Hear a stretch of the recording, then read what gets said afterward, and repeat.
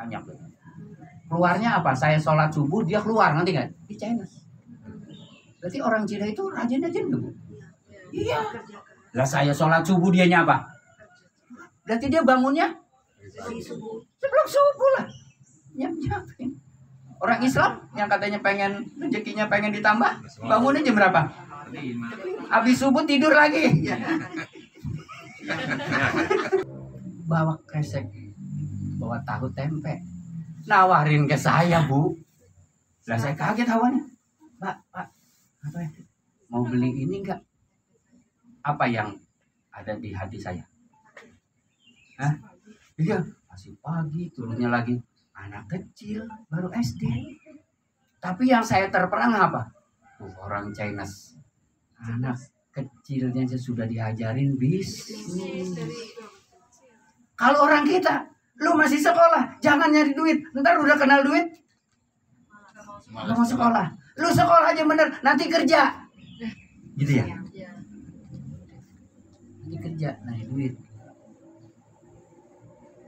Itu mental orang kita.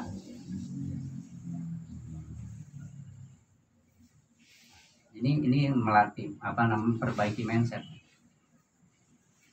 Karena di Al-Quran kurikulum itu ada 3. Pertama yatlu alaihim. Surah 62 itu.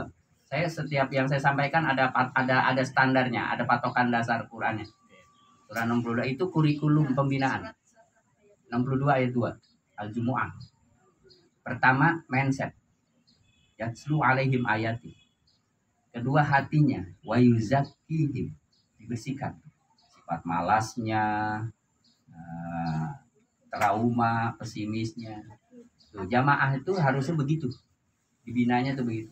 Baru diajarkan kitab dan hikmah. Wa yu'allimuhumul kitab wa hikmah, hukum halal haram itu baru disampaikan tuh. Jangan awal ngaji langsung udah disampaikan apa? Ini itu salah. Makanya hasilnya nggak benar. Kalau kita mau masukkan hal yang bermanfaat ke botol itu, iya tutupnya harus dibuka dulu. Wawasannya, mindsetnya itu harus diperbaiki, fikrohnya harus dibenerin. Yang kedua, yang ada dibersihin, dikeluarin, karena kan kita menganti hal yang sangat bermanfaat. Itu baru tuh diisi. Wa yu'allimuhumul kitab wal hikmah wa in kanu min qablu lafi dhalalim mubin. Akhir ayat itu, sebelum itu kalau enggak dilakukan processing itu, kurikulum itu akan menjadi umat yang sesat. Tidak bisa cara mengajar yang baik yang tepat. Kalian nanti menjadi dai-dai, menjadi ustazah yang baik. Nanti kursus sama saya by phone nanti. Kursus.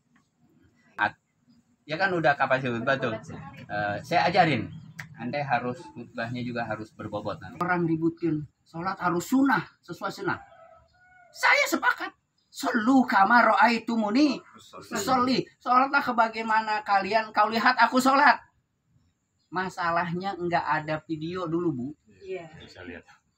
Jadi hanya lihat tekstual. Makanya dalam hilafiyah sholat, ya Bu ya, yang disebut dengan mengangkat tangan sejajar dengan pundak, hazwaman kibaih namanya bahasa Arabnya. Dengan dua.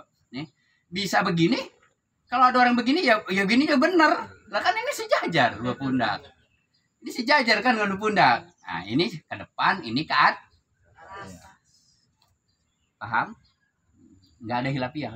Tapi yang nggak mungkin dua-duanya. Harusnya kalau sholat itu hanya gerakannya, yang diterima siapa? Yang lebih diterima? Kenapa nggak diterima?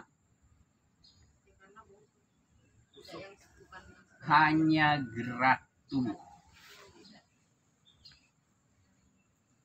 Targetnya esensi sholat adalah di dzikri. Wa aqimis sholat di dzikri. Makanya di surah 4 nih. Surah 4 nih Bapak. Tapi bukan ayat 3 Pak. Halo? Oh. Bukan ayat 3. Itu ayat 3 Pak. Nah, udah, alhamdulillah nggak tahu. Baru tidak. Ayat 142. Itu tentang sholatnya orang munafik. Innal munafiqina yukhadi'una Allah wa huwa khadi'uhum wa idza qamu ila sholati qamu kusala yura'una an-nas wa la yadhkuruna Allah illa qalila. Makanya ini kita juga harus dicentang nih. Itu masih masuk nggak kita dengan kategori itu? Kalau kita masih masuk ke dalam kategori itu, sholat kita 3 hal itu tadi, berarti kita masih munafik. Selama ini kan kita pede banget. Di Al-Quran disebut orang beriman, orang soleh, saya tuh. Disebut orang kafir, bukan saya. Disebut orang munafik, bukan saya. Pede banget gitu ya. Padahal mah kalau di checklist, tanda-tandanya orang beriman gak ada yang masuk. Tanda-tandanya kok orang kafir ada. Tandanya orang munafik ada semua. Dengan pedenya, udah masuk surga dah. Mana zikir? Orang munafik zikirnya lebih sedikit. Iza qamu ila sholati qamu kusala. Dia mau sholat itu malas, sholatnya malas. Makanya nih Bapak Ibu, kalau sholatnya di awal waktu, tapi awal waktunya bukan awal waktunya. Di awal waktu berikut. Sholat zuhurnya awal asar.